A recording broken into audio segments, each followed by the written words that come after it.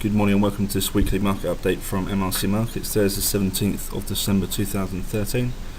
What we'll do today is go through some technical analysis on Euro, Dollar, Cable, Dollar, Swiss, Aussie and Gold.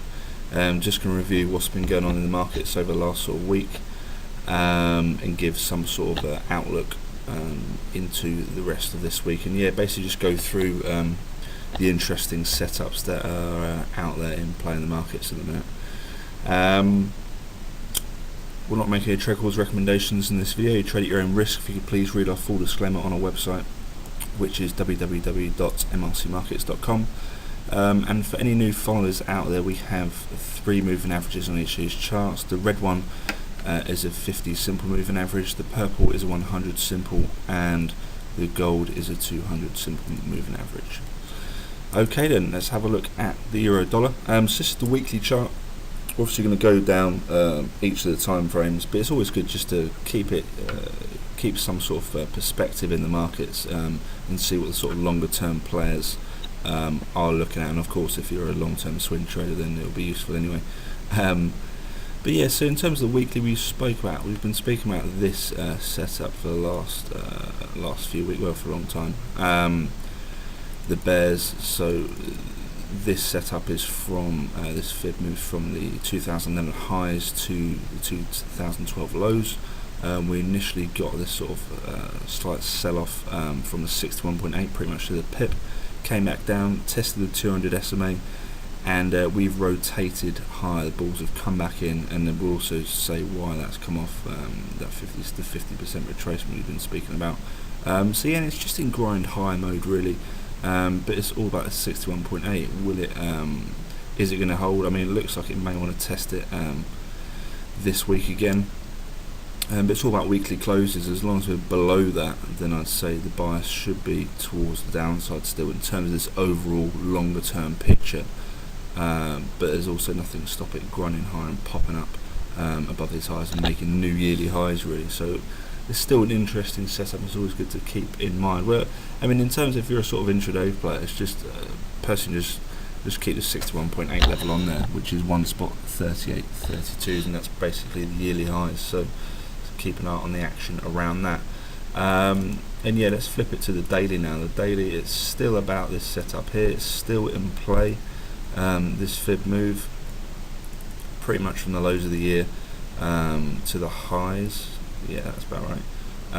We had this lovely bounce of the 50% retracement, and it's just rotating higher. So that's what's been going on over sort of last week. It's just grind higher mode, but we are starting to form some upper wicks here, so it is slightly struggling to push higher, but there's still nothing technically stopping it from grinding higher. So keep that. I mean, in terms of the fibs from the reverse side of the move, they pretty much all failed. Yeah, we had that sort of initial sort of test around the 61.8 there, but that's just grinded higher. But no, it's struggling at this sort of. We're not majorly struggling, but you can see there we've got 3 upper wicks there that have pierced. This one spot 37.85s and failed to get higher. So that's a key level in the markets at the minute, especially on this daily chart on the euro. In terms of shorter term moves, let's say if we start to retrace down, then you're going to get quite a few people, I would have thought, looking at this move here. So the sort of the recent swing, because remember we had this one here. If you're looking at sort of dips, we had that dip there, so all we need to do is just move it to the recent swing, the swing low to that high. I mean, I personally prefer it when the high's it's broken the previous high, because technically this move here, which we've been speaking about, is still in play. So I prefer this sort of level around here, this 50%. But it's all about just seeing how the action is. I mean, if you get a lovely reversal candle off of this 50% or 61.8 here, then there's nothing stopping it rotating higher. And it kind of coincides with sort of previous support around here as well, previous resistance. Also, if you look to your left around here, I'm hovering over the cursor, previous resistance there as well, which could act as support. So give you an interesting level that, and also got the moving averages coming up here as well. The 100-day, let's say if it does come back down, 100-day moving average, well, it's already in between this zone, but it could start to flatten out around the 50% as well, and maybe the 50 DMA as well. So yeah, that's pretty much it on euro. And of course, just look at the round numbers as well. You can see this 50% here ties in at around the 35.50s. So a sort of confluence level there, key option expiry level I would have thought. So they're always interesting to keep an eye out for. Right, let's look at cable. Cable in terms of this weekly, it's starting to top out a bit. Well, I mean, the last two weekly candles have posted red bodies and decent bit of upper wick, especially on last week's candle. So maybe it's running out of steam into the end of the year. We're sort of testing these 2012 yearly highs as well. So maybe it's running out of steam into the end of the year. I mean, it's a long way away from here, but in terms of fibs, that's the obvious one. And perhaps if we get some crazy sell-off, I mean, we have FOMC this week, then you never know. But just keep an eye on that fib, and we're still a long way away from that, so there's not really that much point in talking about it. But in terms of the weekly, that's all I'm really focused on, to be honest with you. But I'd say in terms of bias for this week, this is why I personally look at the weekly charts, and in terms of picking a sort of bias for the week, then I'd say it's bearish, to be honest with you, purely based on last week's candle, in fact the week before one. So there's interesting reversal patterns there. If we flip it to the daily, key level really is these sort of highs here. We posted a sort of double top around here, and these highs coincide with sort of one spot 62.50s, which of course be an interesting option expiry level. But it's just classic sort of technicals really. So previous resistance I would have thought would act as new support. So I mean, we haven't quite tested it. We came back around here and it's popping up a bit. But yesterday's daily candle posted a bit of upper wick, so I'd expect it to come back down to this 1 spot 62.50. So keep an eye on that. There's nothing stopping it come back down, testing, reversing, and grinding higher. But I personally say the odds would be for, this is the 4-hour chart, for it to keep on retracing down to a healthier level, which in my opinion would be this 50% of which comes in around 1 spot 69.50s. Of course, we're still pretty much 200 pips away from that. But yeah, there's a lot of data out this week. I think we've got some UK data out today. I think it might be CPI at 9:30. So yeah, there is quite a bit. We've got FOMC as well, some Eurozone data out as well. So we should see some interesting moves this week, definitely. But yeah, in terms of the technicals, the 4-hour chart, this is what I'm personally keeping the focus on. What has been quite interesting is these 1-hour charts on cable. We had this move here from highs to lows. That 61.8 came in, sellers came in. We also had this 50 SMA as well. There's a bit of confluence, and that rotated towards the downside, then took out the lows. And then if you extend your fib down, and then so move the high to that where we bounced off the 61.8, so this would be the recent swing high. Then we had this, it was yesterday, coming off the 50% retracement, nice bit of upper wick there. And you can flip it to the 30-minute chart as well, or even the 15-minute. Nice reversal candle there. So yeah, in terms, so it's just back to the 1 hour. Nice fib moves there. Nice sort of dip playing, just playing the fibs really. So there's the nice bounce of 61.8 and the 50%. So odds are, in my opinion, would be to grind back down towards these lows. But then again, I think this is, if you look at it from the sort of reverse side, so looking at that move there, surprise, surprise, come off the 61.8% as well. So lovely technical action here. You can see these lower wicks just piercing through the 61.8. Buyers come back in and closing it above the level, and we are starting to rotate higher. So a real sort of tug of war here between that fib. This is in terms of intraday stuff, so that fib, and then this one here. Sellers are going to want to see this complete the move down towards 0%, and then the buyers are going to want to see this complete all the way up towards that 0% line as well. So be interesting to see how that plays out. I mean, I would have thought that the news at 9:30 will pretty much decide that, to be honest with you. But yeah, that'd be interesting to see. Dollar Swiss in terms of the weekly, still grinding lower really. It's trying, I mean, you can see last week's weekly candle, a bit of lower wick there, but it's looking quite weak already in terms of, well, this is Tuesday, so yesterday fell down a bit. In terms of today, yeah, it's just sort of grinding lower, but there's nothing stopping it posting a nice bullish candle this week. In terms of levels, it's all about the 89 handle. I think we may have spoke about this last week. The 89 level, because we got that weekly close, pretty much I think it closed just above it, if not on it, last week. So, but it looks like this week's candle's opened below actually. So, but yeah, it'd be interesting to see in terms of the weekly candle closes. Is all about this 89 handle, key line in the sand, in my opinion. In terms of the shorter term charts.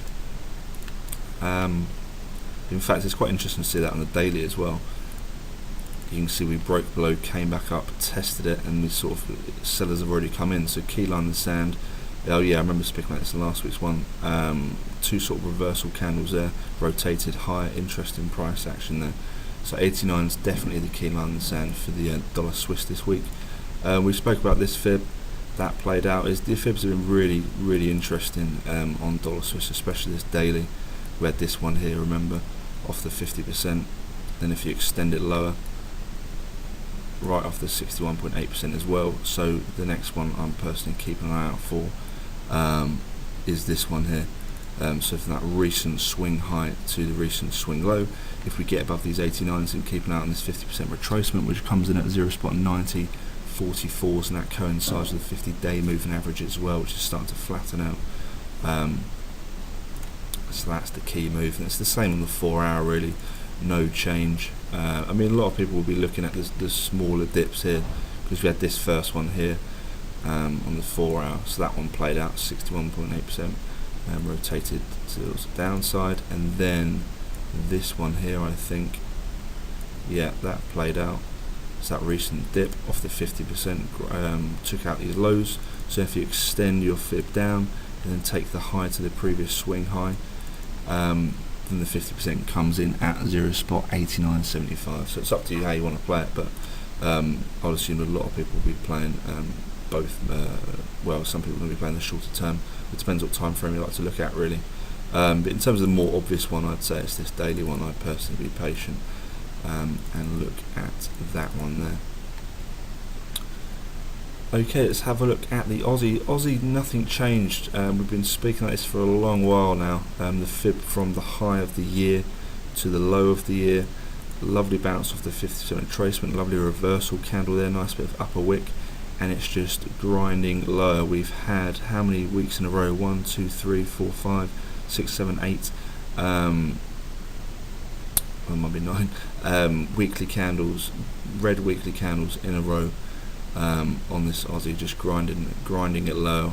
We spoke about last week, the guys at the RBA came out and said that he wants to see the Aussie at the 0.85 handle.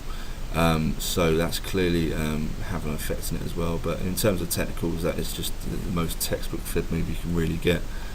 So odds are, I mean, in terms of last week's weekly candle, very bearish, not much lower wick, just a standard bearish candle really. So I'd have thought these lows would get taken out, but of course it is technically testing, well, not quite yet, but in terms of supports, it's all about the sort of 89s really. If the buyers are gonna hold this pair, then it's gonna be pretty much at the level that we're testing now. We had a lovely test around here, nice spikes below, rotated higher. It tested it here, so it formed a double bottom, rotated higher, so it's now pretty much posting a triple bottom at the minute. But I mean, triple bottoms tend to be weaker than double bottoms in my opinion. Just imagine it as like a floor. The more times you stamp it, the more chance it's got of breaking. So I'd expect it to break, but no, it'd be interesting to see the price action on that this week, especially if we look at the sort of shorter term time frames. We get some nice sort of scalping opportunities on this Aussie, but no, it'd be interesting to see, especially getting into the end of the year as well. because if we sort of have weekly, like monthly closes below that level, then there's still quite a bit of room to come back down here on the Aussie, and it could really sort of sell off into the start of next year. Okay, so Forex time. Let's have a look at gold. Gold, nothing changed from last week. It's interesting on the daily. We spoke about these two sort of key support, key resistance. It's just chopping inside this range. So we got the range from 1260. Well, let's just call it 1265s. 1265s. Previous support around here. Lovely sort of rotations up from that, and then we broke back below.